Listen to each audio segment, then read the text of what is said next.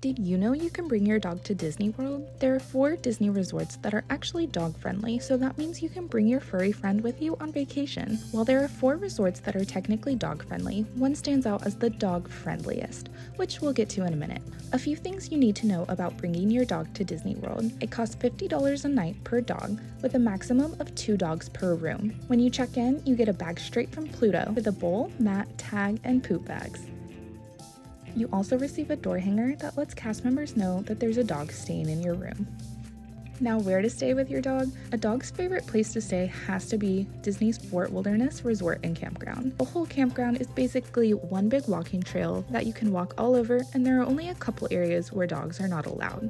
The cabins at Fort Wilderness also make a great place for dogs, where they have a little bit more room to stretch out. Another thing is the dog parks.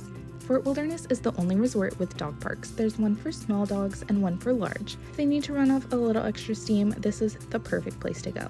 And my dog's personal favorite, the golf carts. The golf carts are available for rent for Fort Wilderness guests. You can ride around Fort Wilderness and take in the sights and smells, and if your dog is like mine, he definitely gets shotgun every time. Now, a few things to remember if you're thinking about bringing your dog to Disney World. Dogs must be fully vaccinated, and you must be able to provide vaccination records upon request. Dogs cannot be left in a room or cabin for more than 7 hours at a time. I always make sure to plan so my dog is never left for more than a couple hours at a time, and I have a camera so I can look to see how he's doing from my phone while I'm away. Dogs are only allowed in specific areas and they must be leashed at all times. The only place that they could be off the leash is the dog park at Fort Wilderness. And of course, none of this applies for service dogs, which are very different. There are definitely pros and cons to bringing your dog to Disney World, and it is not for everyone. But for people like me, it's definitely worth it, since I take a more laid-back approach to the parks anyway, and I'm okay with carving out more time for my dog. So knowing all of this now, would you ever bring your dog to Disney World?